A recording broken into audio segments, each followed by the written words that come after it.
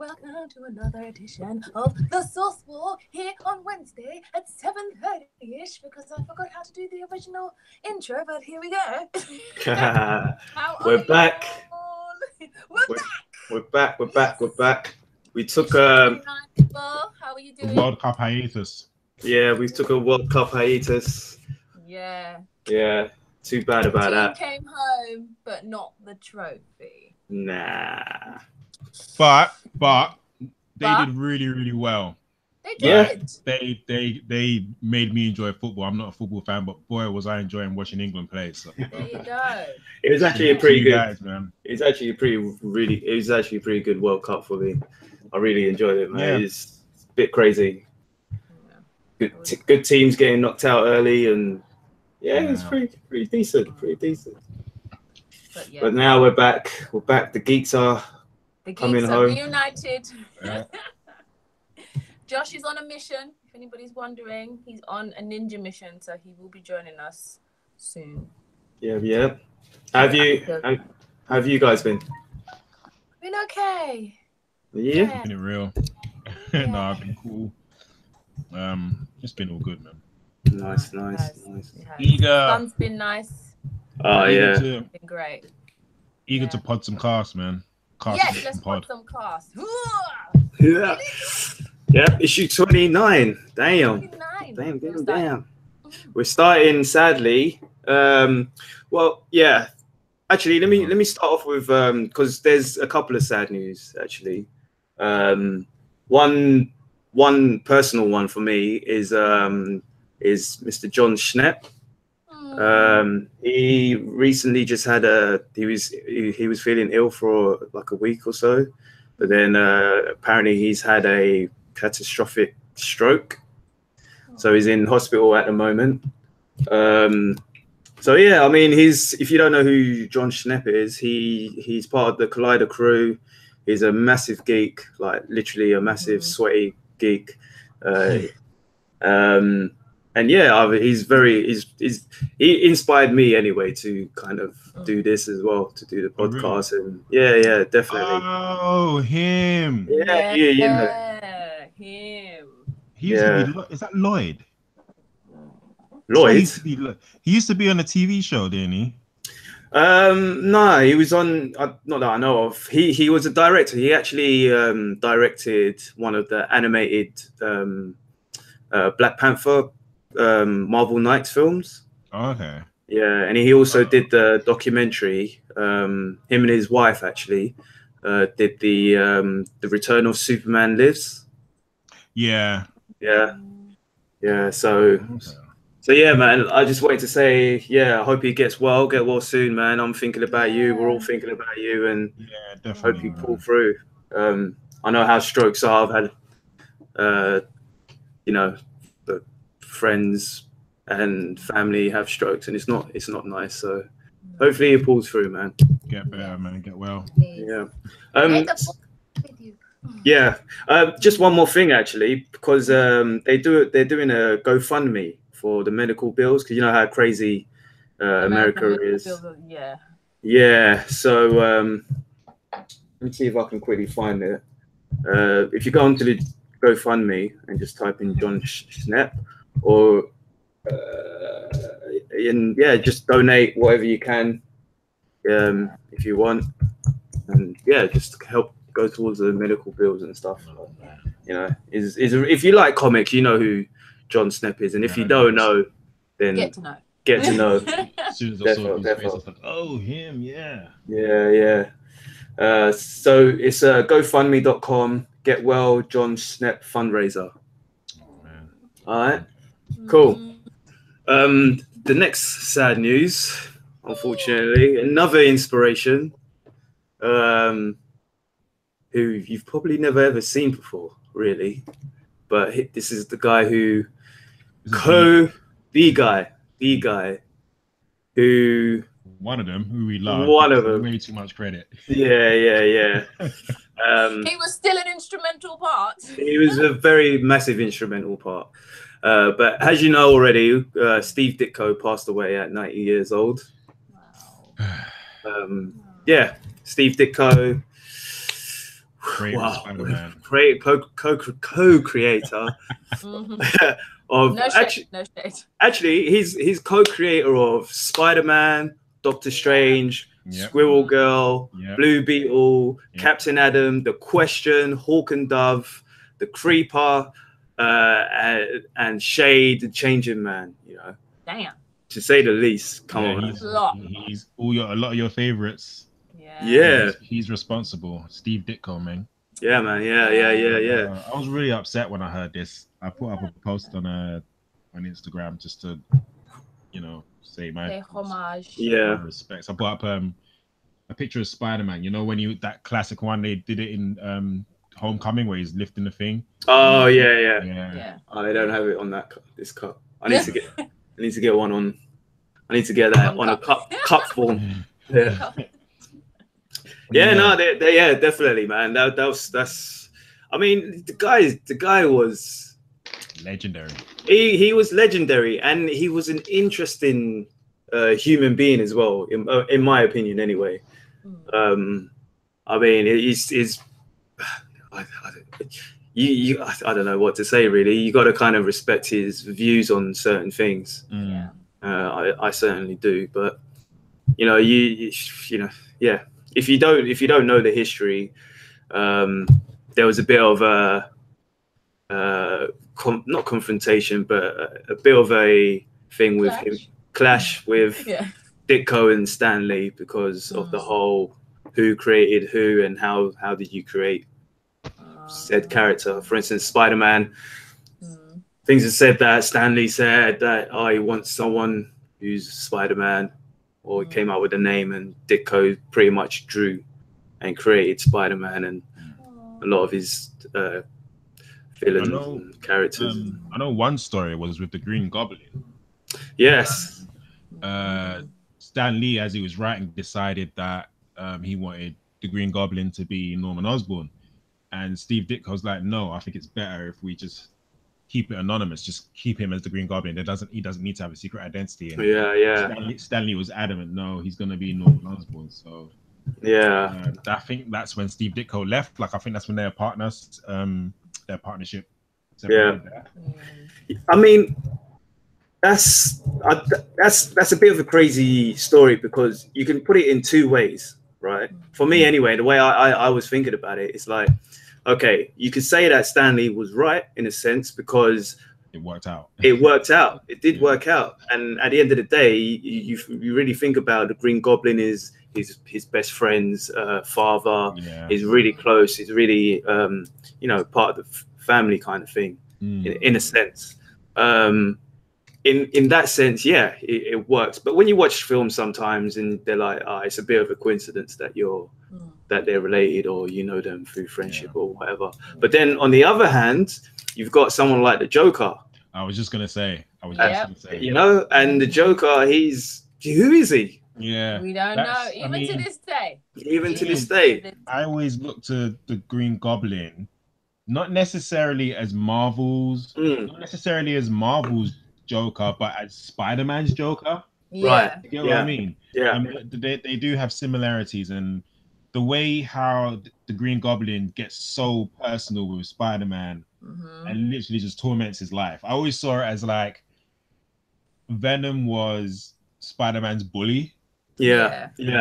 And the Green Goblin was like his tormentor, like the one that just, you get what I mean? There was a slight difference between the Green Goblin and Venom, where Venom was just bullying him, really. Yeah. But boy, what the Green Goblin would do, like happy that I've just read the end of Dan Slott's run and what he did with the Red Goblin. Oh my god, that was you want to spoil? I'm spoiling it now, but that was beautiful. It was just so well written. Oh my god. But the Green Goblin, again, he just pretty much tormented everybody in his life. I think it worked. Sorry to say, Steve Ditko, that it works that Norman Osborn was okay, but how do you think it would have worked out if the Green Goblin was actually like a Joker? I think it could have worked out just as well if he just if it was if he was similar like the Joker, and he found out that Peter Parker was Spider-Man, and he knew about Aunt May and Mary Jane, and he knew all this stuff about Spider-Man, but Spider-Man knew nothing about this guy. Like, I think it would still work. That would be, to be honest, that would be pretty sick. I was gonna say, in hindsight, that sounds like a lot more fun, because Spider-Man, it will be harder for Spider-Man to take him down. But is it okay? But all right, scratch that though, because really thinking about it, because I'm personally confused about the Joker and whether he knows who Bruce Wayne is or not. Because even like when we was reading White Knight, you know, I know it's Elseworlds. Spoiler alert, it's all Elseworlds, but on that comic, he pretty much just says, yeah, I knew you was Bruce Wayne from time ago. He revealed it in that. Do you know what I get confused? Like, if you play Arkham Knight, I don't know if you played Arkham Knight. If you've not played Arkham Knight, yeah. Wait. There's Arkham Knight. There's Arkham Asylum. There's Arkham City. Oh, I think it was Arkham Asylum. Arkham Knight was the third one. It was the last one in the trilogy. Oh, right. Yeah. And, or the main story of it. And is the bit where the Joker had Jason Todd, and he was tormenting him underneath Arkham Asylum for about a year, and he broke him to the point where he was going to reveal Bruce Wayne's identity, or Batman's identity, and just as he was going to do it, the Joker shot him, and he said something like, "Nobody likes a tattletale." Oh shit! It sounds like that's the thing about the Joker. It's even like in the anime. You remember the animated one where when why am I blanking on her name now? Harley Quinn. Yeah, when she caught Batman. Yeah, what's that? Mad Love. Mad Love. Yeah.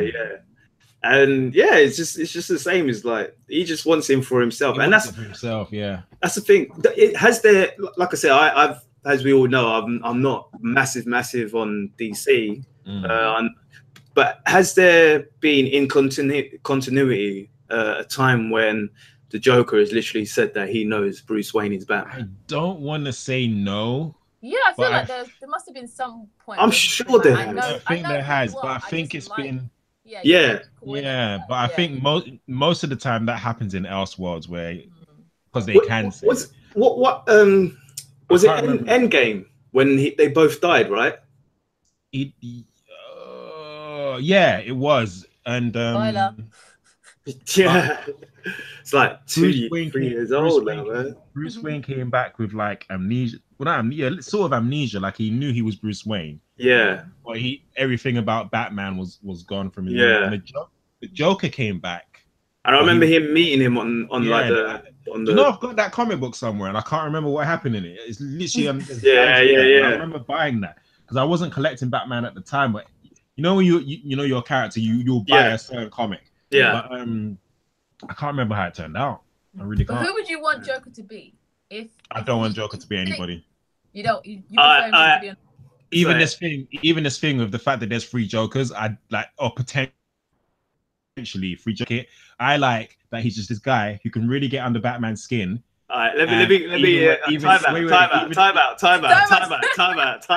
Wait.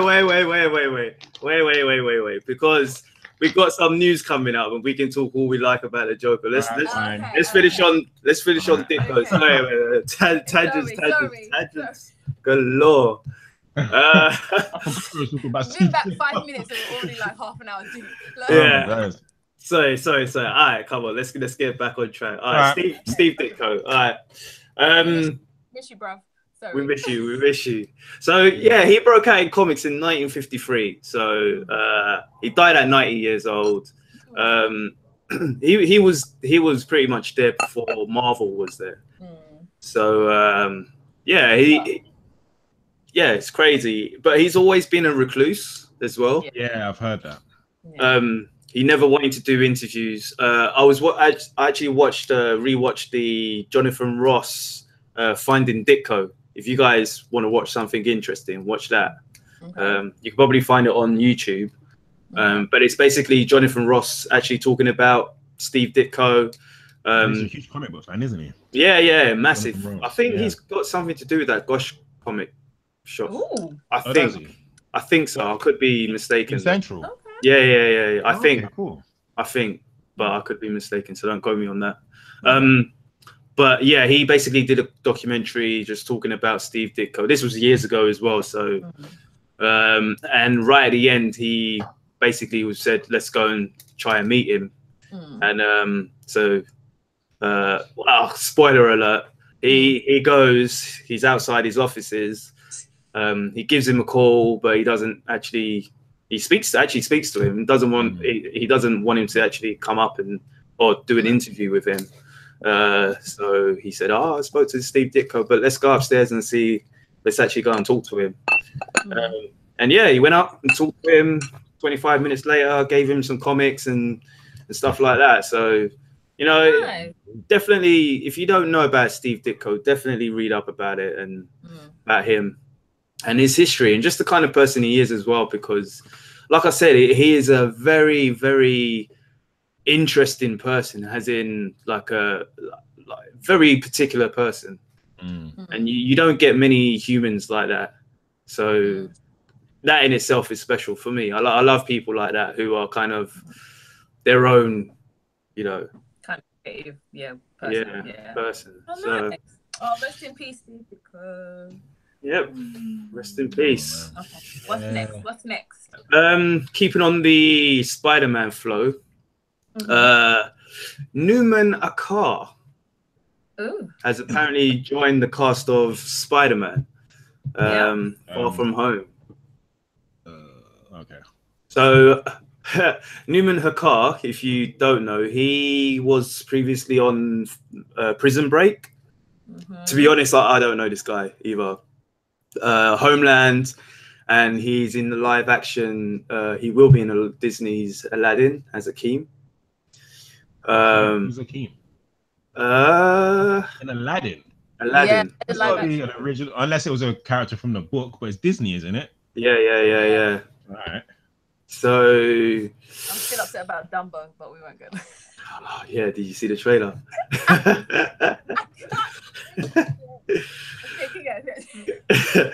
Okay, so what is actually interesting about this casting is that he has been cast as a character called Dimitri.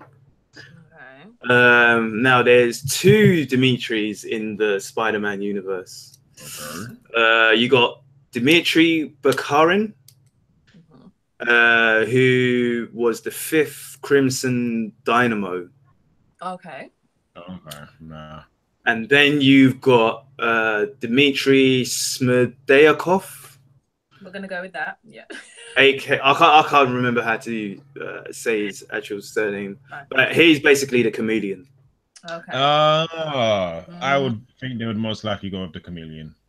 Yeah.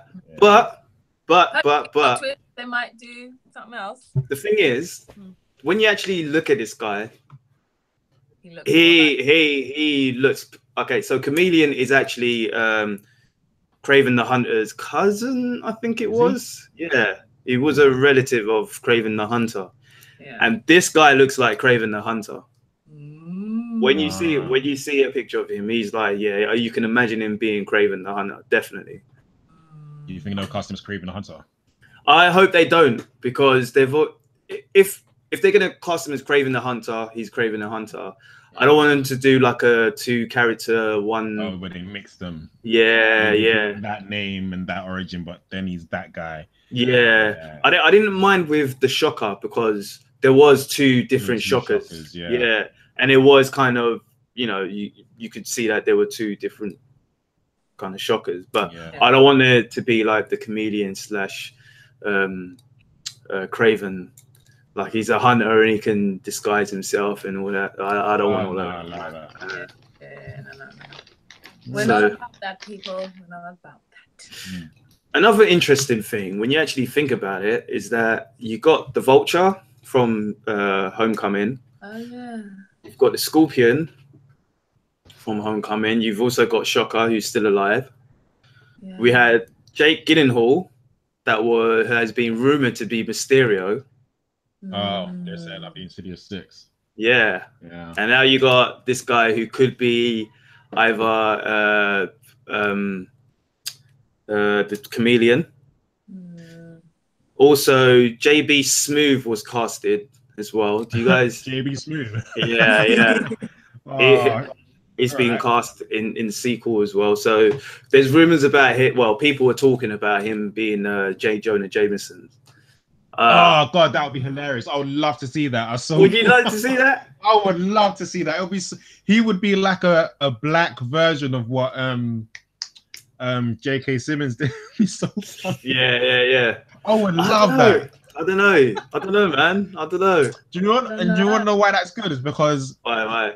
J.K. Simmons killed that role. Yeah. Like, no one else can be. That's why they didn't recast him in the Mark Webb one or so far in this one. So what can they do? The only thing they can do is go black. You reckon?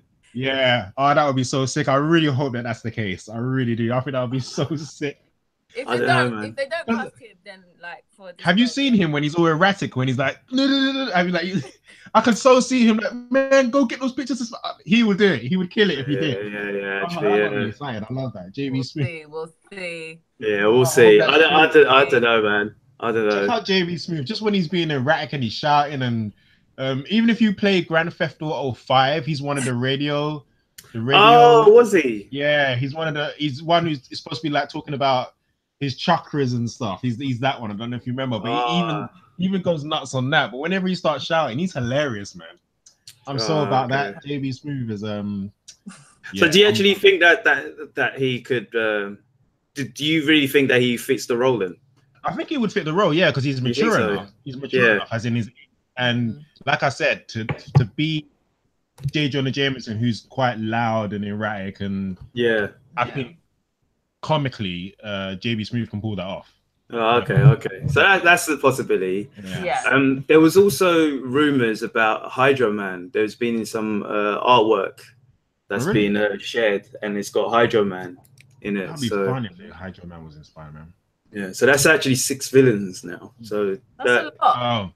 It's a lot, but so much to juggle in the movie. I mean, it is. I kind of need a Sandman in there. The Sandman before, I really loved it. But Sandman. I always used to get, when I was younger, I used to get Hydro Man and Sandman mixed up. Really? yeah, because they're not similar, but they're kind of similar in the sense that what's the word where you just can flow through like Ghost is on. Oh, okay, yeah. So they are their elements basically. Yeah. So there's a specific word I'm trying to find. I ain't gonna find it until we're off the podcast, and I'm like, yeah, definitely. And then you're gonna tweet it and then hashtag. Yeah. But yeah, they're kind of similar in the sense that if you try to hit them, you can just go right through them, kind of. Yeah. Okay. Untangible, was that? That's it. Intangible. So yeah, that's 6. I wouldn't mind if they kind of introduced them, and then the next one is all 6 of them, or maybe even I just want to see a new Dr. Octopus as well. I was thinking that earlier. I would love to see a new Dr. Octopus. Yeah. The last dude, he did it really well, but I feel like with what Kevin Feige has done with these movies, if we got an in. I mean, I know Sony's involved, for crying out loud, but if we got a Dr. Octopus now for this Spider-Man, he'd kill it. He'd kill it. It'd be really, really good. I'd have this feeling that they'd make him younger. Which I'm not sure I would like. I would like, because we already had. Have you noticed everyone in the MCU Spider-Man is younger than? Yeah, true. Look, Spider-Man, the Vulture, Aunt May. I swear I'm missing someone, but they're younger. Is my point. Yeah. So I'd imagine, because even the Vulture's supposed to be old. He's ancient. Yeah, but I mean, you can't say that with Spider-Man, because when Spider-Man started, he was actually younger than True. Spider-Man himself he was supposed to be like, he was 15, barely 15. But I'm just talking about in terms of the casting for the movies. Yeah. I know what you mean. Yeah, I wouldn't mind but there's so many characters that used to be like like you got Hammer, you've got even like the Vulture when he was in Spider-Man. He was like, do you know what I mean? It's like someone who's on Tony Stark level but are not that level anymore because Tony Stark messed them up and stuff, or because of what's happened, they're not. And it seems like Dr. Octopus will be similar to that. Yeah. But yeah. Maybe they just want villains to grow with Spider-Man the same way, kind of like, not like Batman has grown with Joker, like them two, their relationship, they've more or less grown up together. Yeah.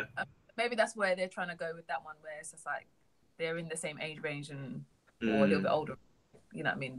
They can take that into like many franchises. One thing I do not like about that, I don't know if you guys have watched any of the the new Spider-Man cartoon, but like the Vulture. I'm trying. Yeah, sorry. The Vulture is like G myself up. I can't wait. But yeah, wait. Which is like what? No, I can't find where to watch it, man. Oh, that's on it's not JX these days. It's not Fox. Disney XD, man. Oh, is it? Oh, okay. So if you got Sky, just type in Spider-Man and it will come up. Yeah. Here we are. Yeah. We're legit. So the only other thing that I'm wondering about is because what the rumors were about Hydro Man and the comedian is that obviously he's not in America, he's traveling around. So they've kind of gone off. Actually, have they even mentioned Inhumans in the movie side of things? I don't think that they actually have they? Not that I can think of. No. But they've not even mentioned the Netflix Avengers either. Well, no, exactly. So the thing I'm wondering is, I can get with Mysterio. Maybe he's got tech from what's his name, the Tinkerer, and maybe they're doing like international dealings with criminals or whatnot. That's how they kind of get their added power.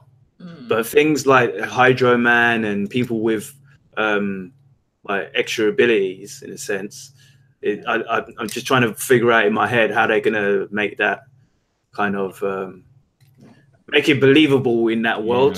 Without it being because it won't be an Inhuman unless they do like super soldier serum, different types of experiments. I mean, they could do things like I don't know if a lot of people have realized this. I noticed me and my brother Antoine, shout out, what up? When we were talking about like when the MCU was early. That we realized that the MCU was clearly based off. Forget Nick Fury alone, but this MCU is based off the Ultimate Comics. Yeah. But I don't know if a lot of people realize that. I don't think a lot of people read the Ultimate Comics. I feel like it was a certain. But anyway, it's my point. In Ultimate Comics, there was everything pretty much led back to the super soldier serum. Yeah. Mutants led back to the super soldier serum. The Hulk did. Everything, so they can easily introduce other characters in this. And that's probably one. I was just gonna say it could be a scientist or a scientist's granddad or whoever, somebody on their version of the super soldier serum. So I think that could work. That could be another way of them bringing in the mutants as well. Exactly. That's pretty much how they came up on the Ultimate Comics as well. Yeah, exactly. You read Ultimatum, which finally we get to use the M word. Yeah. If you read Ultimate's Ultimatum, it tells you all of that it's all connected and whatever. That was a sick book, actually. Yes, I know a lot of people had their problems with it, but they're soft. Yeah. Bandits. And Bandit's Joker as well. Wow. Joaquin Phoenix. Yeah. Okay, I'm not even. Okay, now drop the thing, and I'm just gonna say what I said. Yeah. So Joaquin Phoenix. He's gonna be Joker. It's official. Director is gonna be Todd Phillips. Producer Martin Scorsese. What's Martin Scorsese doing? What's he doing? Go away. He's gonna do a mafia type origin Joker gangster something. Go what? away. Yeah, go on. Say your piece, Isha. Say your piece. Firstly, no. Okay, no, just no. Joaquin Phoenix, great actor, wonderful. Yeah. I'm very happy that you want to try and be in this kind of superhero, blah blah blah. But no. Okay, no. Just no. Okay, Martin Scorsese. Just why are you here? Why? You ain't fucked with us before. Why are you fucking with us now? Okay, I know it's money, but no, you just have no precedence in this like comic book life, world, or existence. Both of you go and do some next film. Do a mafia film with Joaquin Phoenix. Just do a mafia film where he's a little bit crazy. Yeah, he's mentally unstable. Don't put Joker on it. No. Okay, Joker is beyond mentally unstable. He is like, I don't even know how to describe him. He isn't diagnosable. Yeah, that's how mad he is. He is undiagnosable. Psychologists don't have a word for what he does, who he is, or where he comes from. So, no, I am not about this film. It reminds me of Dumbo trailer. It upsets me. It just upsets me. It upsets me. Okay. So, yeah, I kind of feel the same way in a sense. I feel that we don't need to know who the Joker is. I don't mind an Elseworld story from DC. You know, they do Elseworld very good. But saying that, I don't think we need or I don't think most people want, going back to the Steve Ditko thing, I don't think people want to know where the Joker's from. The whole point of Joker, for me anyway, personally, is that you don't know who he is. Yeah. You don't know his origin. You got the what was that one called? Tell me here, Kay. What was? Yeah, do you know? It's just gone out of my head. The one where he shoots Batgirl. Yeah. The Killing Joke. There you go. You've got that. We got there. But the graphic novel, and I got the DVD. Yeah, but that was an Elseworld as well. So yeah, I don't know. Actually, that started off as an Elseworld. Yeah, but it became so popular that they made it canon. Yeah. But the thing is with that, even in that story, he says it. If I'm to have an origin, he said something like I choose for it to be multiple choice. So the Killing Joke was just, so although it shows the Joker's backstory, it's just one possible version of backstory that he is choosing to give to us. That's not his definitive. Do you get what I mean? Yeah. His definitive backstory. Yeah. So do you know what I think they're gonna do? This is the Joker's origin story. Blah blah blah. This is how, and people are gonna watch it, and then right at the end, you're gonna have him saying, "But is it? Is this really what's happened?" Well, maybe at the end they'll throw in that line, like, if I'm gonna have a origin story, like, at least you could have that him say that at the end of the movie. Yeah, it's what's that other? Why do I always forget names? It's Wipeout Wednesday. Wipeout Mind Wednesday. Yeah, Wipeout Wednesday. Wipeout Watson, man. What's that film called with Usual Suspects? Okay. You know, you can say it. Shit. What's his name? Carl Zelsey. Yeah. That character, Carl Zelsey. Yeah. Well, the one who pretended to be. Yeah. He pretended to be Carl Zelsey. He's telling the story. Spoiler alert for. If you haven't watched this film, I don't know what yeah, exactly. I don't know. Could that work? Could the Joker film? I mean, the only time I've ever felt something worked was back in the day when they had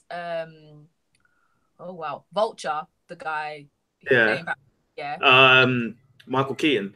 And you know that part when he was a kid and he was like, "Oh, have you ever danced with the devil in a pale?" Yeah. And that was supposed to be Joker back in the day. Yeah. That is the only time I have accepted anything to do with. Funny thing is, being Joker, because it was small, it was short, and it was like you could tell the man was mentally unstable from then. Yeah. And he just kind of evolved, and it's just I didn't mind not knowing how he evolved into the Joker. You know what I mean? Like, I mean, but that was. Why is he mafia? Why the Joker? He doesn't. money does not interest him. Okay, stop. We keep saying it's mafia. I only said it was a gangster movie because it was Martin Scorsese, okay. And also because the Joker, to a degree, runs in those circles with Falcone and I forgot all the other gangsters, like the Penguin and you know what I mean. But what is this movie actually about? Do we know? Okay, so there's a quote from Todd Phillips. Take the role. So basically, he said it. I wouldn't quite classify this as like any genre. I wouldn't say it's a superhero movie or studio movie, or it feels unique. And I think more than anything, and probably the most important thing, is Todd seems very passionate about it, and that's Todd Phillips, the director. Feels very passionate about it and very giving, and so that's exciting. That's what Joaquin Phoenix said to Collider, actually. I think underneath the excitement of these films and the size of them, there are these incredible characters that are dealing with real life struggles, and sometimes that is uncovered and exposed, and sometimes it isn't. And so I always felt like there were characters in comics that were really interesting and deserved the opportunity to be kind of studied. And so I think that's what Todd sees appealing to about this idea. Right. That sounds to me that he's decided, so that he's heard of the Joker. I don't know if he reads comics, but he's decided probably Joker should have an origin, and that upsets me. Yeah. I kind of took it like, yeah, he's saying that he likes characters and they should be studied. They should be studied, yeah. Yeah. But for me, I think he's gonna kind of be like you were saying, like even like what Isha said. I wouldn't be surprised if they did do the Killing Joke origin in there. Origin, yeah. And I wouldn't be surprised if they also did the Batman the movie origin in there. And then or other origins in there. Yeah. To kind of mix, you know, I wouldn't be surprised if they did something like that. You know, my only other thing is with this is this an Elseworld movie? Yeah, it definitely. It's not going to be connected to the other. Yeah, so they're definitely saying because yeah, we've still got Jared Leto, and again, this is bugging the hell out of me because if they're doing Elseworld stories, my phone ringing. Yeah. Paperboy. Move it away. You gotta move it away from the. There you go. Yeah. Don't throw it. Don't throw it. No, it's a brand new phone. What was I saying? If they're gonna do the yes. What's bugging me is that we've got Jared Leto. Leto, and if DC are doing Elseworld stories, I think I've said this on X amount of podcast on issues. They need to let us know. They need to let the people, the fans, know that yes, we've got two Jokers, but they're not in the same. Yeah, I think they've said that this is going to be Elseworld. This is definitely going to be an Elseworld. Have they story. Said it? Yeah. Well, that's the from when we heard that he's going to be doing it. I mean, maybe at Comic-Con they'll be in Hall H. I don't know what's going on at San Diego Comic-Con this year with Warner Brothers, but I don't know if maybe they're going to make an announcement at Comic-Con and say, hey, we're also going to have the DCEU, but we're also going to have a bunch of Elseworlds. I think that needs to be said. Mm-hmm. It sounds like we're just getting all of this stuff from DC and it doesn't make sense. Yeah, true. Yeah, but with this movie being an origin movie, I'd be down for it if they throw in that line at the end. If it's not definitive. If it's not a definitive joke origin, then I'll be.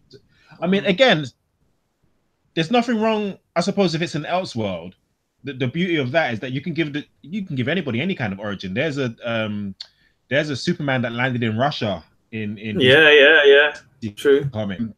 There's a alternate realities where other people are where Superman's Batman. Superman was raised in Gotham, I think. Yep.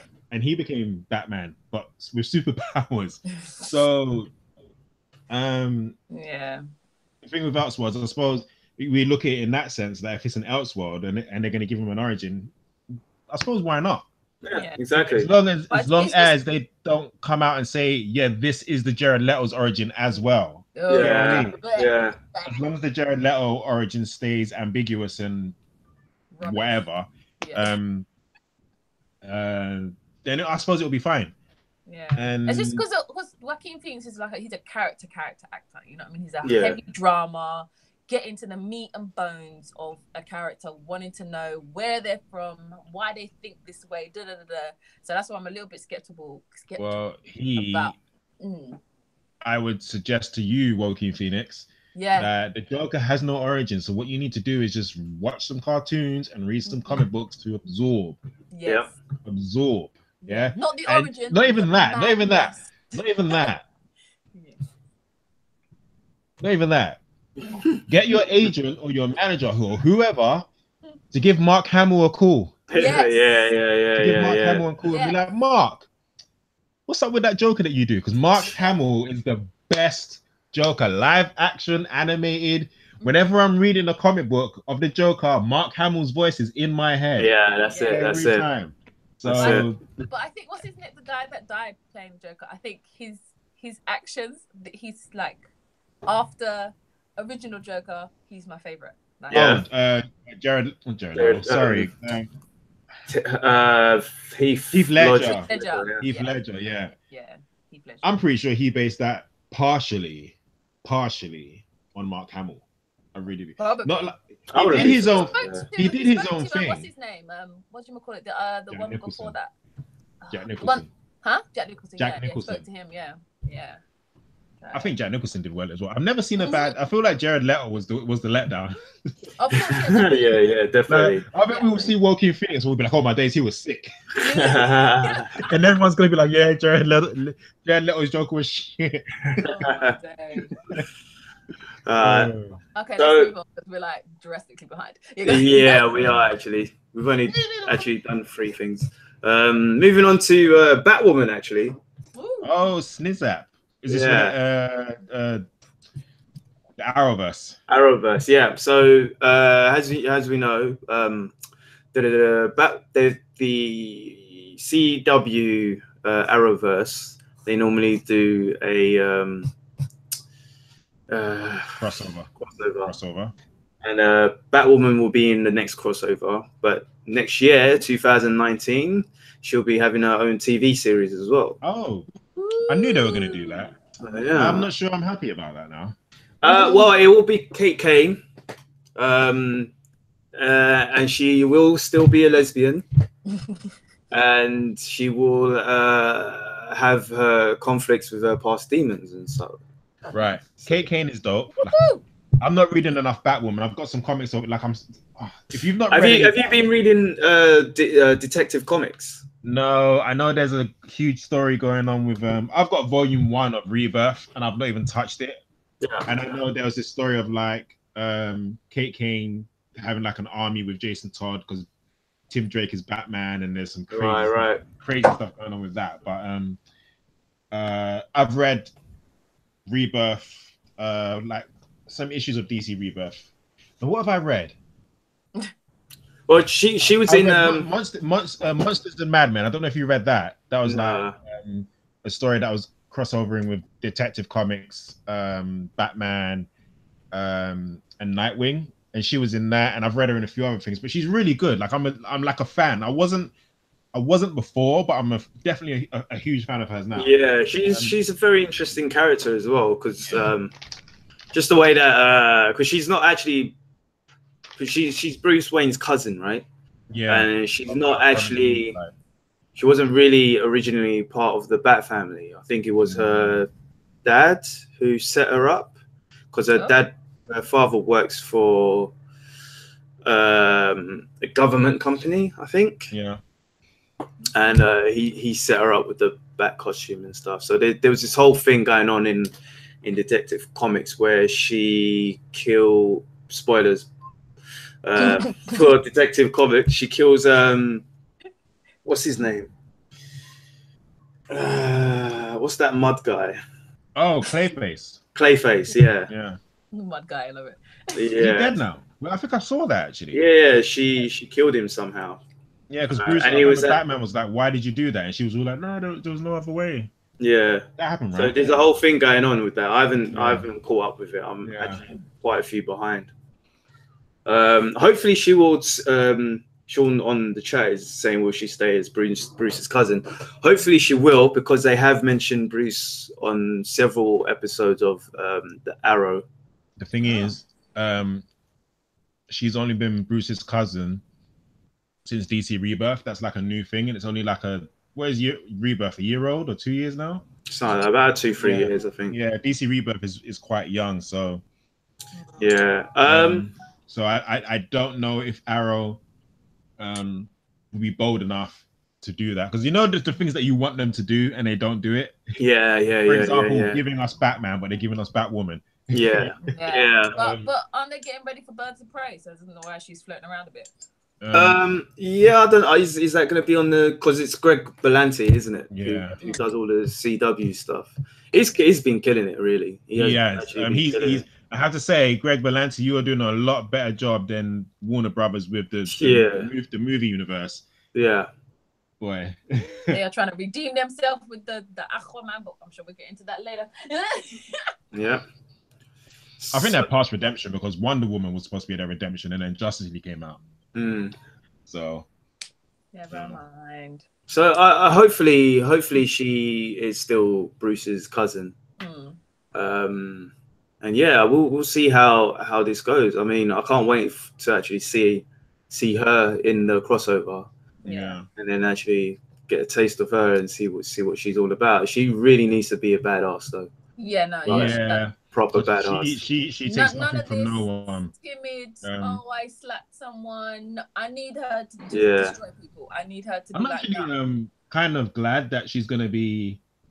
Well, Kate Kane is gay, so I'm happy with that. Yeah. But I can't stand it when I'm watching a show.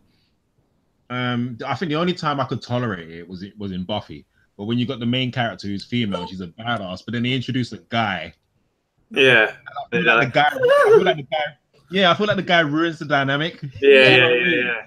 So I love that Kate Kane. She's just gonna be a badass. She will be gay, so I don't have to worry about the guy. And hopefully, she'll basically be Willow. Yeah, I'm hoping that when they introduce whatever girlfriend she might have, I swear she's with Alfred's. Who is a whatever. Anyway, whoever she's with, I hope it doesn't ruin it. Yeah. It should be good. Should be good. Why didn't you tell me your secret? I don't want to hear that secret crap as well. I don't want to do that, man. I don't want to hear that either. I hate that. You're only saying I just didn't know if I could trust you with my secret. You know about such and such secret? See, in Smallville, all I heard was secret. Yeah. Oh my God. Crazy. Okay, what's next? So, speaking of secrets, there's a few secrets coming out of Netflix. Mark Millar. So, if you remember a couple of weeks ago, I just bought issue 2 as well, actually, of Magic Order. Bloody good book. Is it? It's a good book. I haven't read issue 2 yet, but the first one was really good. But going back at the issue at hand, Netflix announced 2 series and 3 movies based on Mark Millar's comic book properties. Okay, Mark, there you go. Right, so I'm going to read a quote from Mark Millar. So basically, Netflix acquired Mark Millar's company, Millar World. This was last year, and the Magic Order by Mark Millar and Olivier Coipel. That was also released through Netflix as well. So that was the first comic they released. I'm sure they're going to be releasing a few more. Oh my God! Sorry, I'm just reading ahead of you. Oh, see, okay. So there's 2 new TV series coming out. So basically, what Millar said was, "My wife Lucy and I are." my wife Lucy and I are 11 months into our jobs at Netflix, and it's been everything we hoped for to the power of 10. To see a movie based on your work every couple of years is incredibly exciting, but to see them all happen at once like this, and with talent this high end, is just off the scale. These are writers and directors I've privately been sending fan mail to over the last 18 months. So to be working with them all is just enormously exciting. This really is the greatest creative environment I've ever worked on. I can't wait to switch on my computer every morning. So I've been guilty of not reading some of Millar's work, but I do know there is a couple on here. One that I have read and one that I know is pretty good because I can hear stories about it. So the first one, we've got Jupiter's Legacy. Yes. I cannot wait for that. Jupiter's Legacy is so sick. Right. So for me personally, I love TV series better than films, because the films you get an hour and a half, 2 hours, and then you gotta wait a couple of years for the next one. Yeah. TV series, bam. This is gonna be one of the TV series. So there's the synopsis says a multi-generational American superhero epic. Jupiter's Legacy follows the world's first generation of superheroes who received their powers in the 1930s. In present day, they are the revered Elder God, but their superpowered children struggle to live up to the legendary feats of their parents. Stephen the Knight, he did Daredevil, Spartacus, Buffy the Vampire Slayer, bam, who recently signed an overall deal with Netflix, will serve as showrunner and executive producer, with Lorenzo Bonaventura and Dan McDermott also serving as executive producers for the series. The Knight will also direct the first episode. Bam.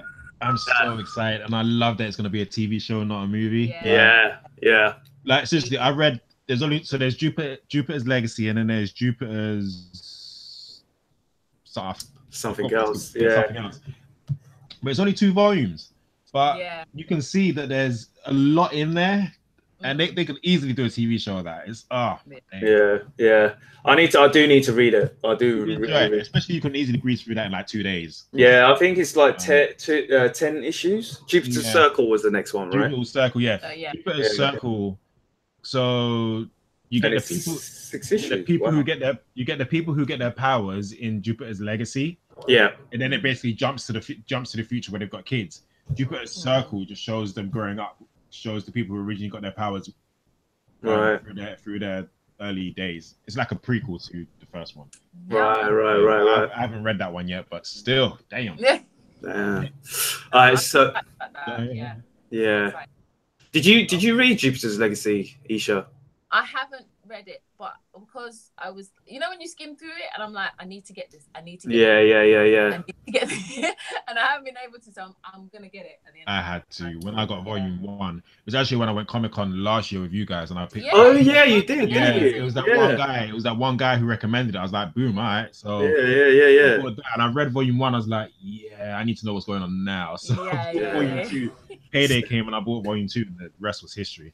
Oh yeah. I was actually disappointed. I was happy that it was only 2 volumes, because it's nice to read something and for it to be over. But at the same time, a 3rd volume would have been nice. But hey, a TV show where I can actually shows better. Boy, yeah. As long as they do it justice, which I know Netflix will. Like, I have no qualms with Netflix. Like, I'm excited for this one. So I don't mean to hoggle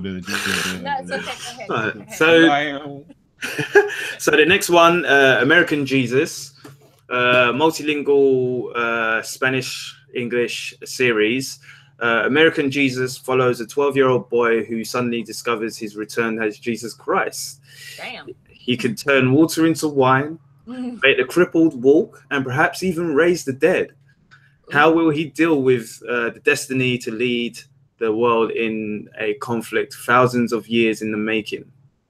Everardo Groot, Luke Cage, Sacred Lies, Mars, Banshee. Banshee was dope. Have you not watched Banshee before? Yeah, Banshee was good. Oh yeah, Banshee was really good actually. I wish they didn't stop that. Yeah, I actually want to go through that soon, like again, because it was. Another one called Aquí en la Terra. My Spanish is very abysmal. And Leopoldo Gut, Molly's Game and Instinct will serve as co-showrunners and executive producers on the series. Everardo Gut will also direct. Yeah, that sounds interesting. I think they might have a. There's always people moaning. I was gonna say, I feel like that one will get cancelled. No, I don't think so, man. Because Preacher, people are on the case of Preacher as well, and that has actually been really good. I'm loving the third series, man. The second series weren't that great, but the third series, yeah. Did it bring it I back? actually like the idea that they're gonna have a show. I mean, I wouldn't find it offensive if they have a show about the second coming of Jesus. Like, why not? Yeah. I feel like people are too scared. It's just the internet, and loads of people can say whatever they want. The same people were around years ago, but they just didn't have nowhere to talk about it. Yeah, true. It would be nice if it came from a place where it's like he knows that he's already hero, he's Jesus, whatever. Yeah. He kind of just like, I don't want to do this shit. I don't want to help you. I don't want to, like, I just want to be a 15-year-old. A 12-year-old. Oh, 12-year-old. 12-year-old. It'll probably be a 15-year-old playing him though, but true. Hey, Rich, does that sound good though? Like a 12-year-old with all this responsibility and not really wanting to do it. Yeah. It sounds a bit crazy, especially if it's based around this time of day as well. Yeah. As in I was just going to say that's Avatar. Oh, see. Look, he's gonna leave. Sorry. That's that was a low blow, man. I know, right? Like, damn. Empress Queen Empora is married to literally the worst dictator in the galaxy, King Morax. My boy Morax. After escaping his palace with her children, Empora and her family must hide from Morax and his army at all costs, even if it takes teleporting from one planet to another to avoid them. Writer Lindsay Bear, King Killer Chronicle, and the upcoming Sierra Burgess is a loser for... the upcoming Sierra Burgess is a loser for Netflix. And Wizards of Once for DreamWorks Animation is adapting the comic book into a feature film. Okay, that might work in a feature film. Yeah. With Joe Ruth and Jeff Christenbaum, The Voyage of Dr. Dolittle and Maleficent is set to produce. Okay, Maleficent was good, so I'm gonna go on that. Premise. I didn't read that. I didn't like Maleficent. Sean in the chat, stop laughing. It's not funny, mate. Sean knows what's going on. Kiss my teeth. Bad Avatar remark, wasn't it? I will get around to it at some point. Like an avatar or a lion going through. I will get around to it one day. Not today though. It's sick, man. You'll like it, trust me. Yeah, so I keep hearing. The next film. Underwater ones. So you got time. Yeah. The next film, I kind of wish that it was actually a TV series because I really did like this comic. I read this one and it was bloody good. It was really, really good. It's Huck. I remember saying you read that. Yeah, Huck was really good, man. In a quiet seaside town, Huck uses his special gift to do a good deed every day. His neighbors return the favors by keeping his abilities a secret. But when a newcomer alerts the media, a firestorm erupts, sending Huck on an adventure that will change everything. Ted Melfi from Hidden Figures and St. Vincent is adapting the comic book into a feature film with Neil H. Moritz and Toby Jaffe set to produce. Yeah, I could see that being a TV show rather than a feature film. I really wish it would have been. It will. I think this one they will probably compare this to Superman and things like that. Yeah. But with heart, I think this one's a Superman one with heart because it was a touching story. I really love that one. And the last one is Sharky the Bounty Hunter. Set in a brilliant new sci-fi universe, Sharky is a blue-collar bounty hunter tracking criminals across the galaxy in his converted rocket-powered ice cream truck. Aided and abetted by his 10-year-old partner, he's out for the biggest bounty of his career. Sharky the Bounty Hunter will be adapted and published as a Miller World Netflix comic next year, and writer Michael Bacall, who did Scott Pilgrim versus the World and 21 Jump Street, is writing a screenplay for the feature film. All I heard in my head was Sharky and George. That's what exactly. Sharky and George. I used to love Sharky. You and me. That was another one. There was another one. I don't know if anyone remembers it. I remember it used to come on like back in the day on Cartoon Network. Like when you remember back when the channels would end.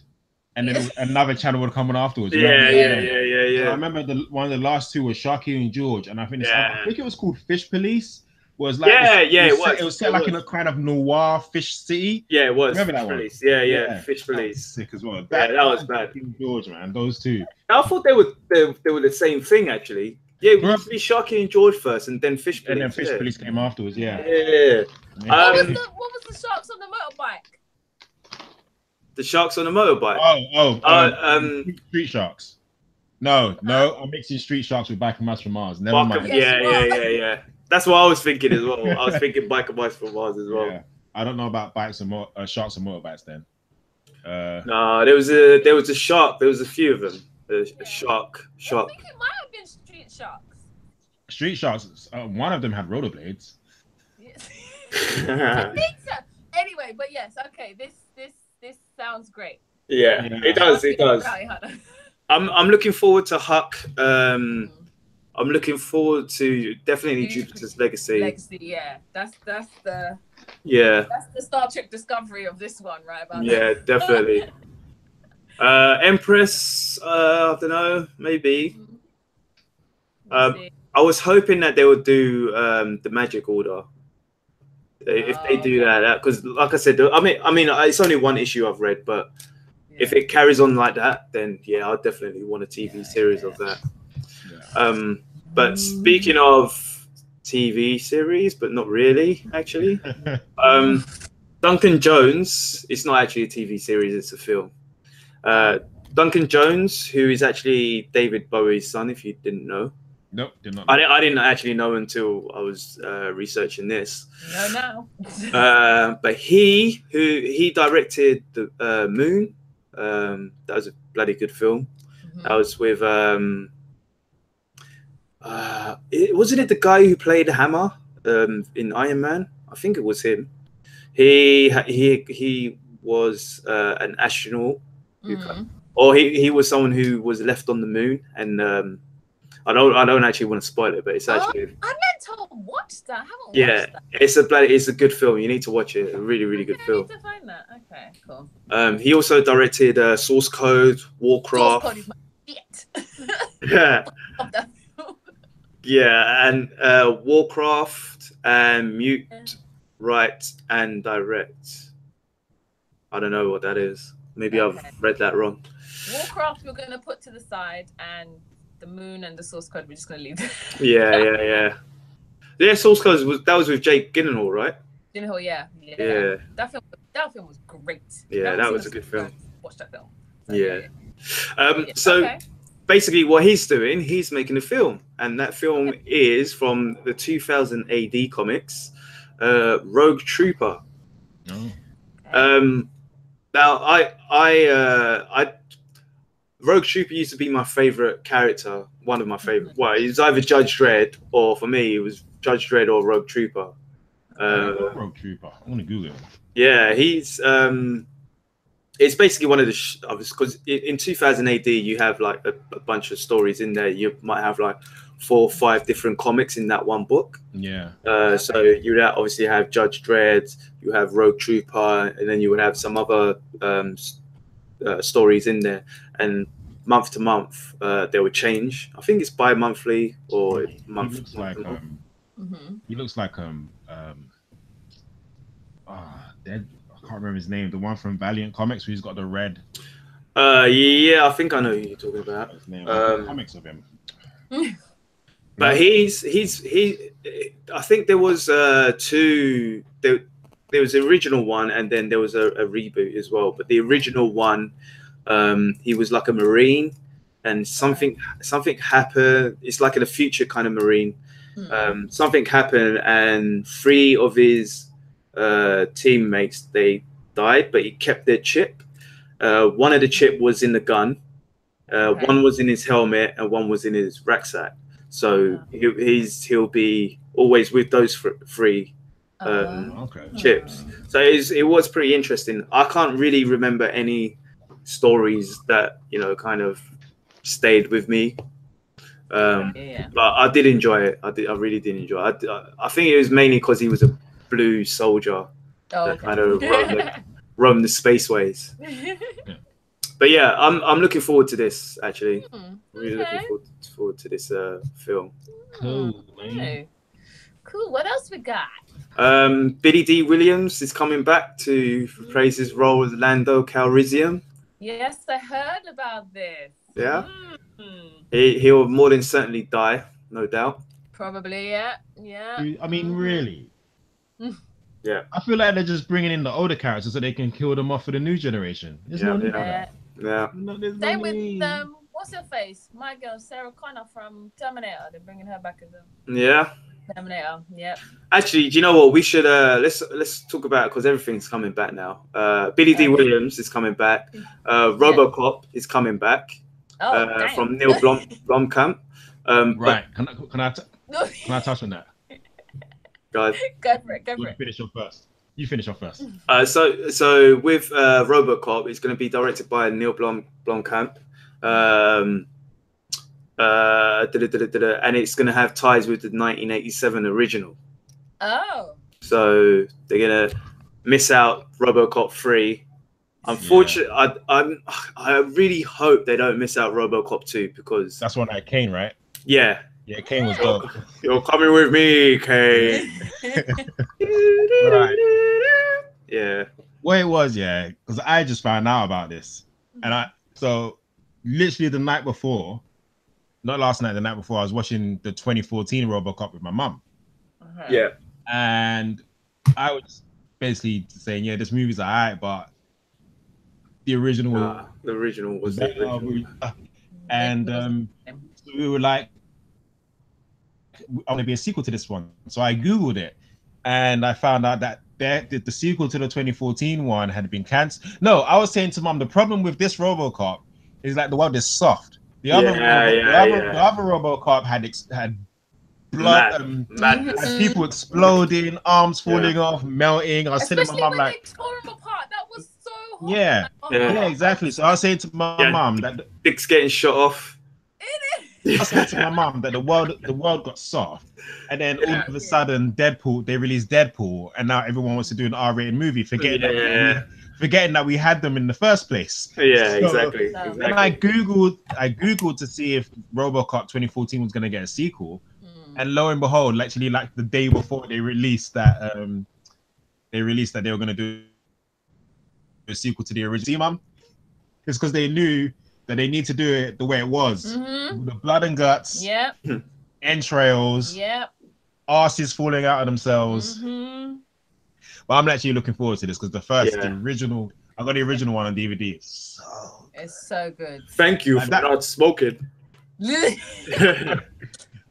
Dead or alive, you're coming with me. That was RoboCop 2, right? Yes. When they met, when they messed him up, and he started going around to kids' school. That's how bad it was. It's like even like RoboCop 2, that little kid was the bad guy. You remember? Yeah. And he was probably about 15 years old or something. Yeah. Poor thing. Yeah, and the thing about it as well was that was Frank Miller that directed that as well. Yeah, that was Frank Miller. That's what we need. There we go. But we need RoboCop to go back to his roots. And don't soften it up. We watch the source material. Like the original RoboCop was just the uncut one. Yeah, exactly. I'm actually tempted to watch that tonight now. To be honest. Yeah, so for real. So good. For real. Like it's the world got so soft. I remember I was saying to my mum, like, I couldn't wait to turn 18 so I can go cinema to watch all these 18s, like the ones that you and Sean me and Antoine. They stopped doing them. Yeah, it got to that age and there were no 18s. I was like, you get 12A so that, you know, little kids can go into the 12s. Yeah. You go into 15s now, and it's like, where are the 18s? Yeah. A lot of the films that we watched though was from our local video shop as well. Yeah, I remember. Shout out to this guy. Star Video. Yeah. Bad. Film anymore. It's just 12 A's or 15. Yeah, they're just got soft. Got way soft. True. And I find it so just baffling that these executives at these what's the people that make movies? Yeah. They literally lost their shit when Deadpool was rated R, and they're like, "Oh my god, people are actually going to see this, and they're enjoying it." Yeah. We had that years ago. It's not new. It's not new. But films have changed now. I need to plug another podcast actually. Yes. Sorry to plug it, but I love this podcast. It's called Shat on TV. Yeah. Hi, Shat on TV. Shat on TV or Shat the Movies. They do basically what they do. They watch. They're our ages as well. Like closer to my age actually, like late 30s, 40s. And what they do is they go back and watch older movies from back in the days and kind of compare it now, like watching it again and seeing what they still love, what they actually missed, or what they didn't like, or what they like even better. Like they did Terminator. The last one was Terminator 1. Yeah.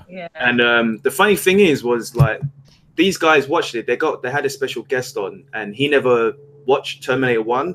He only watched Terminator 2, and he didn't like Terminator 1 for some reason. He explains his reasons, and you kind of see where he's coming from. But then when you watching an 80s film, you got that whole it's a mix of nostalgia, and you got to kind of think about what they had back then as well. Like we're too there's too much special effects in a sense on our end now. Like Terminator 1, there was probably like 2-3 scenes that were special effects. It was like when Arnold came, when Reese came, when Reese had the flashback to the war, and that was literally 5 seconds. Good flashback. Good flashback. And then you had when she killed the Terminator, when she crushed it, and you saw the electricity. Those were pretty much the special effects. But when you think back, it's like, well, a lot was actually going on with cheap money. Yeah. But even saying that, it's just like, I think the executives or whoever, they thought that when we grew up, we wouldn't still want to watch films. And it's like, no, I still love watching films and TV shows. That doesn't mean you have, you know what I mean? You get to like disown me. I'm now an adult. Like, I still love Dark Angel and Buffy and, you know what I mean? Chucky and George and, you know what I mean? So when Pixar are doing things like Incredibles 2 is banging, by the way. Like, you know what I mean? Like, you know what I mean? When they're doing things like that and it's like, right, these are for adults. Not children. These films are for me. Like, I'm happy. You know what I mean? There's too many films that are just like, they don't go that distance. Like with Deadpool, Deadpool kind of went the distance. There's a lot of films that don't go that distance. Even TV shows like Punisher went the distance. Like I mean, even that, like even saying things like that, like the Punisher, Daredevil kind of started that kind of thing off, but then Punisher was like, wow, that's, you know, we've got that kind of stuff on TV now. I don't know if you guys saw The Expendables, and I'm going somewhere with this. I was really excited when they had this because I thought Stallone was trying to bring back the classic action movie genre. I thought he was trying to bring it back. Yeah. And I remember in the first one, there's a scene where one of them shoots this guy and he explodes. And I got so excited when I saw that. Oh, damn. Like, yes, he's bringing it back. He's taking it back to like that 80s, 90s action movie. That anything like that doesn't happen throughout the rest of the movie. I was so disappointed. It's like, again, they were just so soft. It's like maybe he pleaded with the execs and they're like, you can have one scene, one shot. That's all you're getting. Yeah. They're just soft. I don't know who it is, but somebody got soft and we're not getting. So going back to RoboCop, that was a long tangent. Going back to RoboCop, I'm hoping that it goes back to the way it was in the 80s, the 90s, and just with it can have a good story and we can have special effects, but can we have the gore? We're missing the gore. Do you get what I mean? Have some adult content. And we need what they did really well with RoboCop is that whole aspect of the news. I'm trying to find a word for it, but when you was watching it, it started off with dun, dun, dun, dun, dun, dun, dun, dun, dun, dun, and it shows the news, some crazy news report, and then you have commercials within that news report. Oh yeah, and they're having a commercials when about. They kept adding ads in. Then all that stuff. Yeah, but Starship Trooper went overboard with that. Yeah, no, they did. I felt like they went crazy with that. But keep it on that level where it's relevant, because all of that was relevant. It all came to pass in the film. They stole the car. They're talking about even a security device like electrocuting someone when they're trying to break into your car and stuff. Keep all of that the essence of the original RoboCop. And I think Neil Blomkamp can really. I think he can do that type of film. Definitely. I don't know if you guys know the other films he's done. He did was it the District 9? Yeah, I've got that DVD. That was dope. Yeah. Elysium was pretty good as well. Elysium, I think I saw into that. Yeah, that was good. It was. I'd buy that for $1.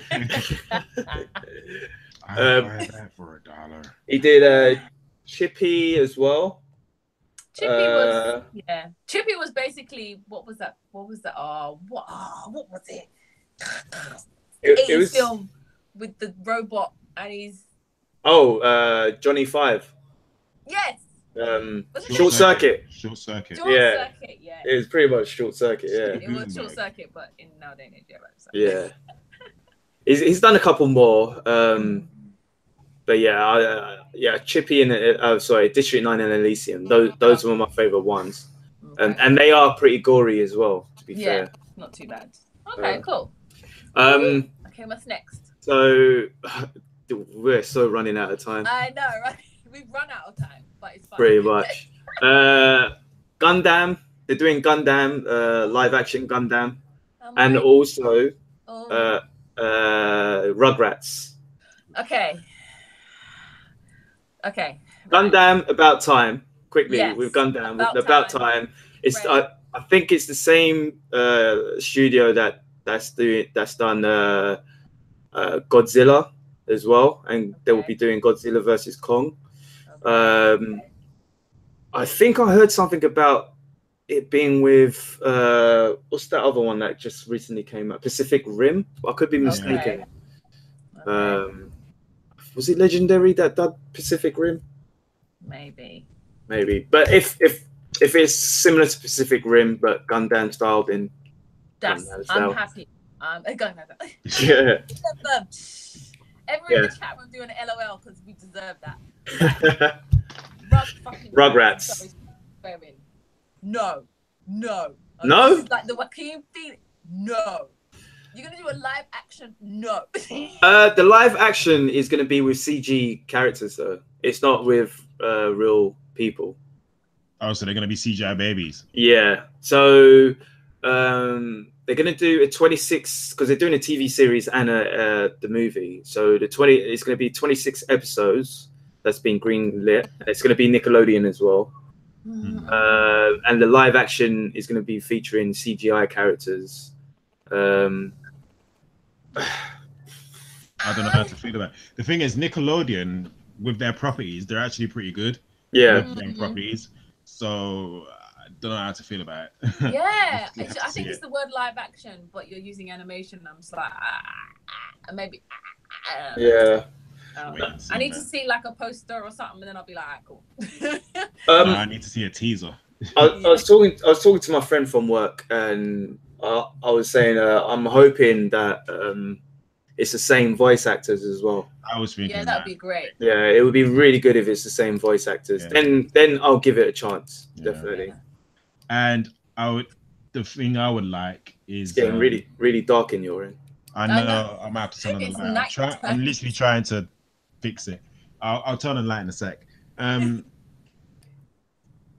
forgot what I was going to say now. Rats. Yeah. I'm hoping that they do it from a certain point. So there was always certain points in Rugrats you had, like, where it was just like the original lot and Susie, if you want to count Susie. Yeah. And then they introduced this other group of babies called the McNeilties. And then Dill was born, and after Dill was born, it just went downhill. Yeah. True. The ones where it was just like the original lot. Yeah. You would get random episodes where it was just like Tommy, by himself going on little adventures, but he was like being a baby. He wouldn't speak. Yeah. Those are some of my favorite episodes, like where his mum takes him and Chucky to the bank, or there's another one where she takes him to school. Because she didn't have a babysitter, so she had to take him to school while she was teaching. And again, he's just being a baby, getting into, you know what I mean? Yeah. That early Rugrats with them lot, really good. Yeah, it was really good, man. I'm hoping the movie kind of focuses on like the original core group of the babies. I'm gonna go turn on the light while you guys ponder on that. Pacific Rim is from Legendary as well, so it's the same company. Same studio, sorry. Okay, well then, great graphics, good. Like, again, the same. As long as the story's great and the animation is the great animation, then cool.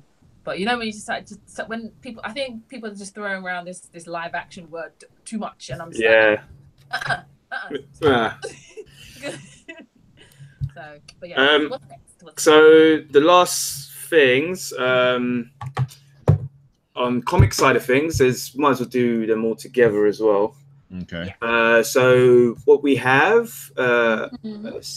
Shuri, Black Panther's sister, spinning off into our own title. We've got Doc Ock gets his superior octopus. I'm bang on that. Are you on that? Yeah, and bang on that. And also William Gibson's scrapped Aliens 3 script gets a book adaptation. Oh, okay.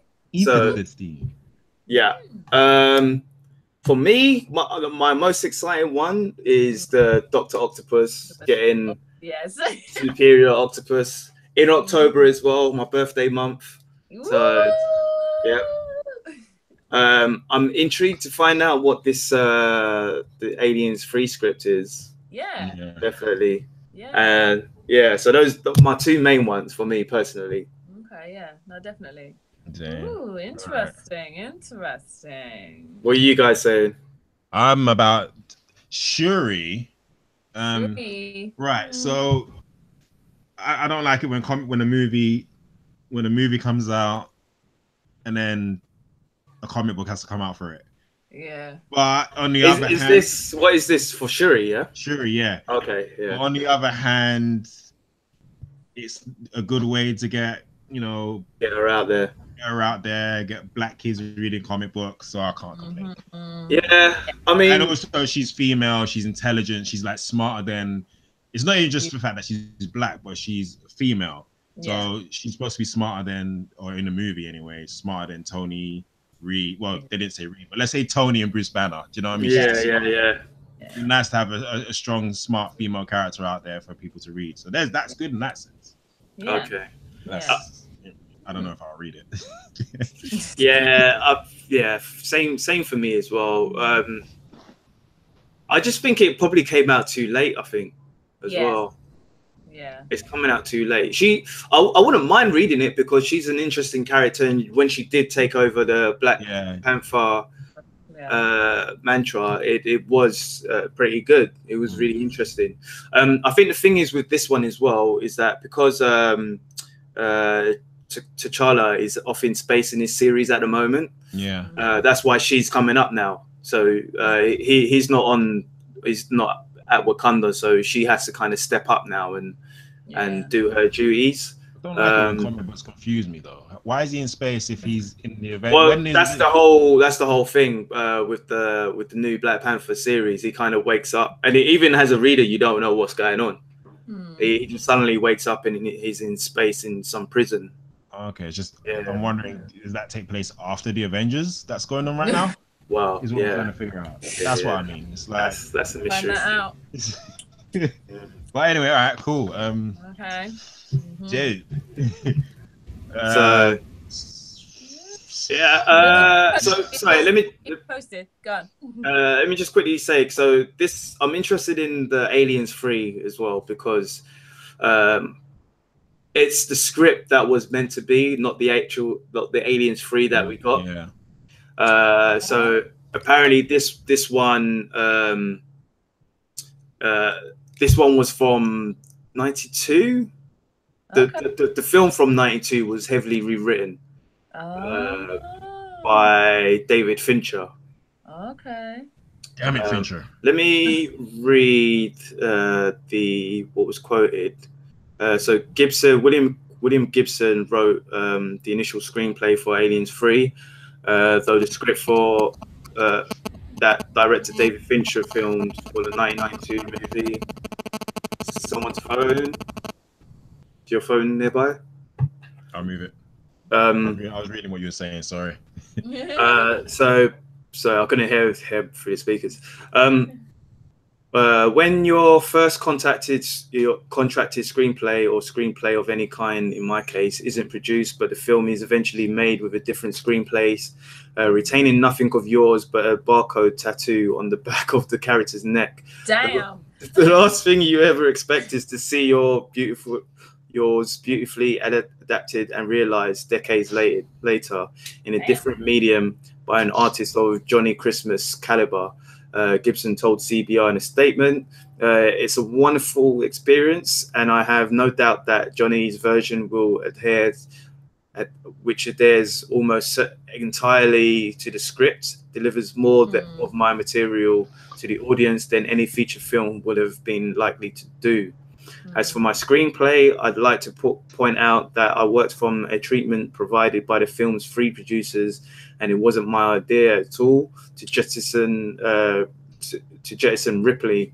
Unhappy with that. As a fan of the previous 2 films, I went for a multiple helping of Bishop, my second favorite human character in the first film." Sorry, I did like the violence of that film, though. I loved it. Yeah, I did. When they crash landed on the planet with the. No, the 3 was the prison one, man. Yeah. Oh, okay. Crap prison one. But a synopsis for Gibson's version was: following the deadly events of Aliens, the union of progressive peoples intercepts the spaceship carrying the hibernating bodies of Ripley, Hicks, Newitt, and Bishop. But unbeknownst to them, they have also picked up another deadly passenger whose discovery will unleash a race between 2 governments to weaponize the xenomorph in this horrifying and poignant Cold War themed thriller. So it's out in November. Yeah. Number 3 was when they crash landed on that planet and it turned out to be a prison. Yeah, I remember that one. Yeah. Did they? No, it was a prison ship, wasn't it? Was it a ship? I swear it was a planet. It was a prison ship. It was a planet. Ship or was it on a planet? I'm sure it was a ship. I'm pretty sure it was a prison ship. I don't know. I could be mistaken. They crash landed on a planet, and it was her, the android guy, and I remember some of the people that she landed with died, and it was just. Yeah, you're right. Yeah, cut the girl open because she thought that the girl, and then they tried to cut open Hicks, and she was like, "Oh, where is it?" And she found it in herself, and the planet. It was the planet. I didn't mind it. I just didn't like the whole alien being reproduced and in her body, and she's half alien and clones and all that shit. Shizzle. I didn't like all that. That was after. Yeah, that was after. That was all the like. She was part alien, and that's when she spoke to the alien. The alien looked kind of half human. Yeah. Was that the 4th one? That was the 4th one. Okay. Yeah, that was the 4th one, and then the alien was like mama and all that shit, and then she had to throw it out. That was rubbish. That was rubbish. Yeah. Yeah, because the alien had a womb and it was like, oh fuck's sake. Now the third one, she had the queen in her chest. Yeah. The soldier popped out of the Rockweiler. That scene. Oh yeah, I remember that. Great. See, that was number 3. Yeah. Yeah. Right. So I didn't mind that film. I liked it. But anyway, as you were saying. Sorry. So should we do the reviews? Yeah, I'm down. All right. Yeah. Go for it. Let me prepare. So yeah, the comic reviews. I think Kay's gonna do some Flash War. Yeah. So it was the final issue of Flash War, which had like the best treat at the end of it. So if you don't know, Barry Allen and Wally West were basically chasing Hunter Zolomon, because I think I told you before, he tricked them into running to try and break the Force, and by doing that they released 2 other forces called the Sage Force, and the Strength Force, power, I forgot, something to do with strength. And I think it was so they were running to chase him to actually defeat him. Once the 3 of them ended up running through time. So because Hunter Zolomon decided he wanted to, originally his plan was to, his origin is that he was like in a wheelchair. Yeah. And someone killed his family, and then he asked Wally West to go back in time and stop that from happening, and Wally said no, so he decided to get powers of his own. So his original plan now was to go back and change that. What he's decided to do instead is run through hyper time and just change the universe completely. And by doing that, he actually he got rid of the 25th century. Oh. So he got rid of the 25th century.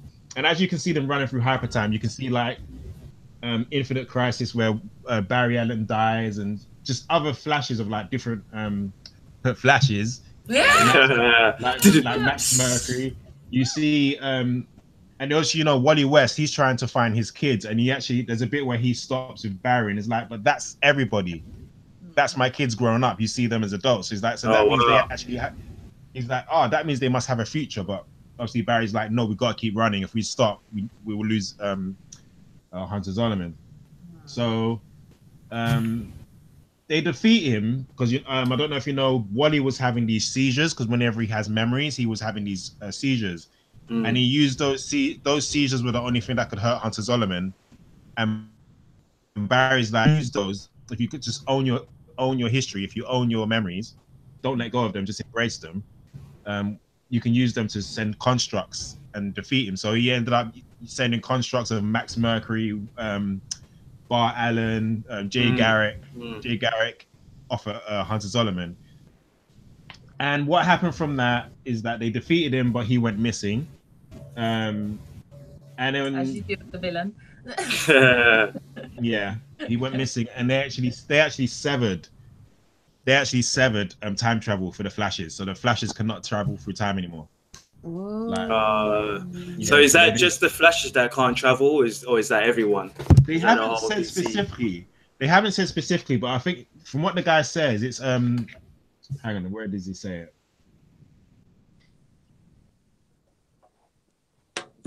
That you know what even with the cosmic all access to hyper time is shut down, and that's it. So they haven't said specifically, but the Flashes can't go back in time anymore. Which is like a whole new status quo for Flash comics. Yeah. It ends. Like they actually stop him. He's still around, but they don't know where he is. Barry, Wally, has decided he's still gonna... You keep coming out. Technical difficulties here at the source wall. Yeah. Our computers are recalibrating. Yeah.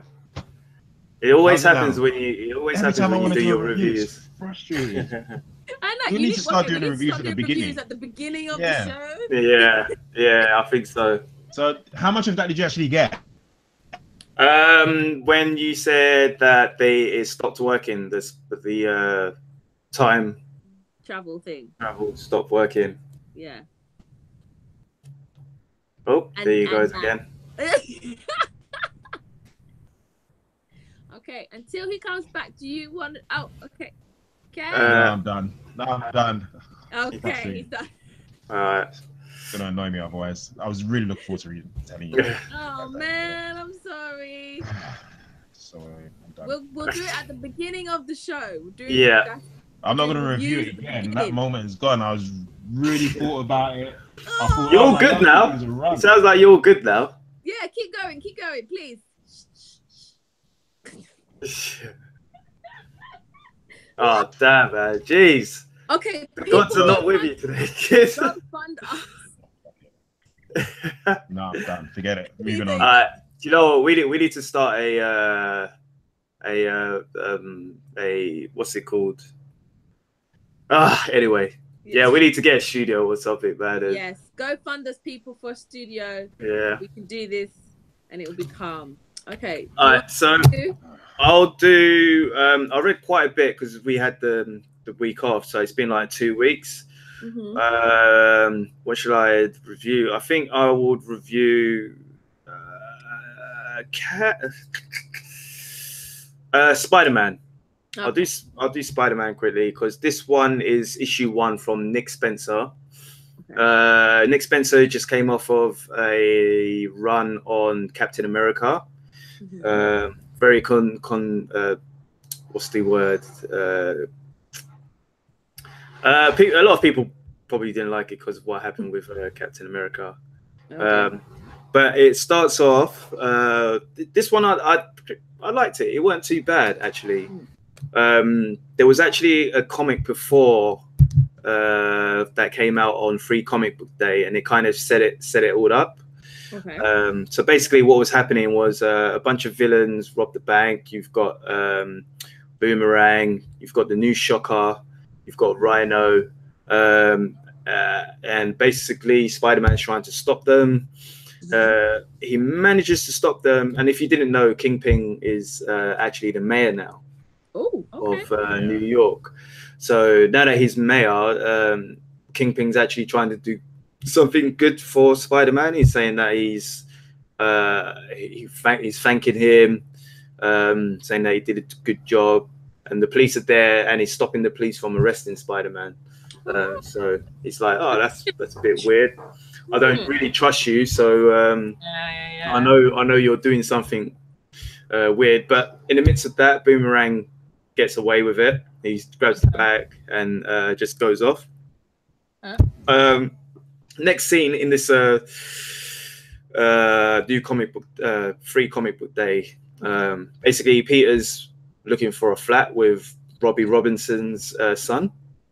They're going to be roommates. Obviously, because Peter was out saving the bank robbery or the robbery, his flatmate was looking for the place by himself. He comes back and he finds out that his roommate got a place, but they've got an extra tenant there as well. And lo and behold, it's Boomerang. Oh. So yeah, so that was a Free Comic Book Day issue.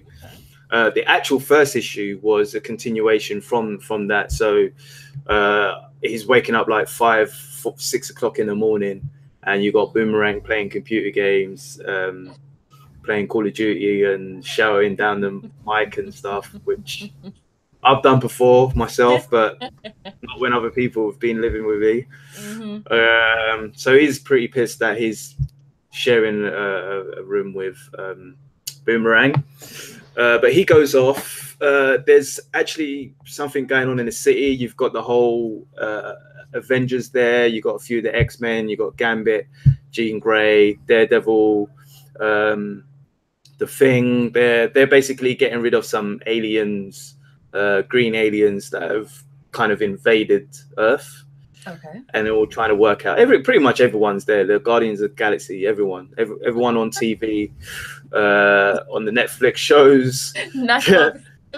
It seemed like the artist wanted to just draw everyone. for this issue. So you've either got Jessica Jones, Luke Cage, and Iron Fist, Old Man Logan. Everyone's battling this alien invasion. That sounds like what Infinity War was supposed to be. Yeah, but then it kind of flashes back to a few weeks ago, and again, Spider-Man's saving. Well, I can't remember what he was trying to save, but he got called out, and basically he got to the place, and it's basically the Kingpin with a banner saying "Congratulations to Spider-Man." He had to call him out because he knew that he wouldn't come out otherwise. So basically what he wanted to do was give him the keys to the city. So this is kind of like a little side plot, and basically what the Kingpin's saying is that he's trying to he's playing games with Spider-Man, basically, as we all know. So in the midst of it, basically going back to what Dan Slott did with Superior Spider-Man. If you don't know, so basically Dr. Octopus took over Spider-Man's body for a while, and he wanted to be the Superior Spider-Man. So we all know Pete Parker's smart. So, but when Dr. Octopus was in his body, he realized that Peter didn't actually do anything with his education. He didn't have any doctrine or anything like that. So he was actually a better spider. He kind of was a better Spider-Man. He was even a better Peter Parker because he actually got his doctrine done, and you know, he studied and did things like that. But now there's some new technology that they've done, and it finds out if you've kind of skanked or cheated, and lo and behold, it says that he cheated. Peter Parker, obviously, he's back in his body, but he cheated, and it's saying that he stole work from Dr. Octopus. So, if he when Dr. Octopus was also in his body, he had a company as well. He built a company. He had his whole thing, but then as soon as Peter came back, he lost his company. So he's already got a bad name for losing his company and having crap software. And now because of this fraudulent thing, everybody knows that he's kind of cheated. Well, he didn't really cheat, but he kind of did cheat. He was possessed. He was possessed, yeah. So he's really upset. He doesn't want to tell Aunt May, but she kind of found out. So she's actually pretty pissed with him. He's talking to Mary Jane, and he's telling her what happened. Obviously, she knows that he's Spider-Man, and she's just bursting out laughing in his face. Because it's the typical Parker luck. It's like, you know, you can't tell anyone this. This has all happened to you, and you're pretty much fucked. You've lost your job now. They fired him from the papers. So she's just pretty much just laughing in his face. Oh, poor Peter Parker. Yeah, it's pretty sad when Aunt May finds out what's happened. Rich, yeah. Oh, you cut off again. Quick, what comic is this? Oh, hang on a sec. This is issue 1 of Amazing Spider-Man. The new one? Yeah, the new one. Oh, it is out. Yeah, it's out. I'm spoiling it for you big time. No, it's fine. I'll read it. It's just I went looking for it the other day and I couldn't find it. All right. Yeah. No, it's out now. Okay. It is a pretty long one. There's still like half the book to go through as well, because you find out what happens with the aliens. It's actually quite surprising what the origin of the aliens. It's actually pretty good. Basically Peter has to go back and study again, but you find out he's got a new teacher. There's another thing with one of his rogue galleries, and there's something weird going on with that character. I won't tell you what it is, but it was a good comic, really good comic. A good start to Nick Spencer's run. Nice, cool. Yeah. Thumbs up here at the source wall. Yeah, man. Yeah. So yeah, I mean, there's quite a few things that was out that I enjoyed as well. The Immortal Hulk I've started reading. Captain America, that's with Ta-Nehisi Coates. That's his new run on Captain America. That started off really good, actually. I would recommend that. Astonishing X-Men, you got Havoc coming back. Oh, nice. That one was really good. Catwoman, Batman 50 as well. I'm sure we all know what's happening in Batman 50. That was pretty disappointing. It was kind of expected, but a little bit disappointing at the same time. Yeah. But has Tom King said it's only 50, issue 50 out of 100. He's actually doing 103, but you know, we're only halfway through. So, and I trust him. I like his writing. Yeah. Okay. Cool. Yeah, definitely watch this space. Definitely Inhumans, Man of Steel, and Superman. Yeah. Yeah. So yeah, that's it from. Cool. Can I just quickly review Incredibles? Yeah. Okay, so I went to watch Incredibles 2, and it was incredible. But no, it was well worth the wait. So if you get a chance to watch it, make sure you watch it. The character development is brilliant. I just have to say, Jack. Yeah. Shit. Okay. If you go to watch it for anything, watch it for Jack. Jack's great. What else is there? Yeah, I wasn't disappointed at anything, but I think I was just greedy because there was something happened. Obviously, something happened at the beginning of at the end of the last one, and then you kind of watch it at the beginning of this one, and you're like, oh, are they gonna wrap that up? And it's like, oh no, they didn't. But I think that's just because I'm a greedy person. Like, I don't know. When you lot watch it, you let me know. But yeah, I do really want to watch that actually. Yeah, if you get a chance to watch it, it's really good. It's really fun. This one is just for us adults. Yeah, because when I was watching it, I was like, even the language, I'm like, this is not for children. Like in terms of like the intellectual type of conversation that we're having. This is not for kids. Like the first one was. The first one was like that as well, wasn't it? Yeah, it was. Yeah, but this one they've taken it to like a whole new level. It's really, really good, and I need at least two more Incredibles. Two more Incredibles. Yeah, I need to see obviously Violet and Dash as grown teenagers, and I need to see Jack walking and talking as an actual child. Sweet. So I need to see them. No, but it's really, really good. It was really, really good. And the villain in this is like, mwah. Yeah. Mwah. And the violence is really quite good. You know, for the little PG thingies. How was Samuel's character? He was always great. He had a nice little turn as well in this Lucius one. So Best. he has a nice little twist. So yeah, it was really, really good. It was nice. Really, like 10. I have to say 10. 10 geeks. 10 gigs.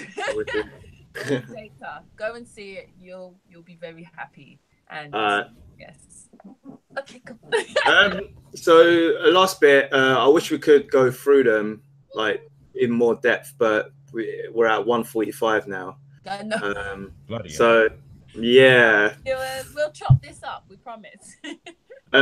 So I'll just run down what titles we're recommending for this week. Yeah. So we've got Mighty Morphin from Boom Studios, Mighty Morphin Power Rangers issue 29, DC Comics Batman 51 and Green Lantern 51. Image Comics, we've got East of West issue 38. Yep. Read that comic. Yeah, man. Magic Order issue 2. That's on my list. And Skyward, that's another one of I think we mentioned that in our last podcast that they're planning on doing a TV show or a film. I think it was. I think so. Yeah. Yeah. From Marvel Comics, we've got The Life of Captain Marvel. So this one is the definitive origin of Captain Marvel. Thor issue 3. I know you're reading that, Kate, as well as I am. And finally, we've got Tony Stark Iron Man issue 2. I'm giving this one another chance. The first one was a bit so I'm giving it. I think I'm gonna give it about 3-4 issues, or give it this run and see what happens at the end of this run. 3-4 issues is almost the entire arc. The first arc. Yeah, I'll finish this arc and then see how it is. If not, then I'll put it to the side. But Dan Slott is doing Fantastic Four. I'm looking forward to that. Is that out this week? Awesome. It's not out this week. It's out. When did I send? I think it's next month.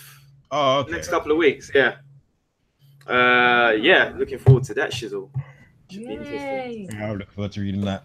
Yeah. That's gonna be crazy. Dan Slott is awesome. He's just gonna kill that that series. Yeah, I think he's gonna clobber it. Yeah. Yeah, definitely. Only 3 months to Comic-Con. Yeah, Comic-Con's UK Comic-Con next week. This week is Comic-Con, so next week I'm sure we'll have loads of news from Comic-Con. Yes. San Diego Comic-Con? Yeah, this starts tomorrow actually. Tomorrow or Friday. I think they have like a press day as well, or day. Yeah. So next week what we'll try and do then is we'll do the comic stuff first, and then because I'm sure there's going to be a lot of news coming from Comic-Con next week. So revelations. Yeah, loads of leakage. Yes, leakages. Okay, people. So until next week. Thank you for tuning in. Live long and prosper. I think Kay's he's gone again. Peace out. He says bye. There you go. Oh, there you go. He says bye. Oh, we love you, Kay.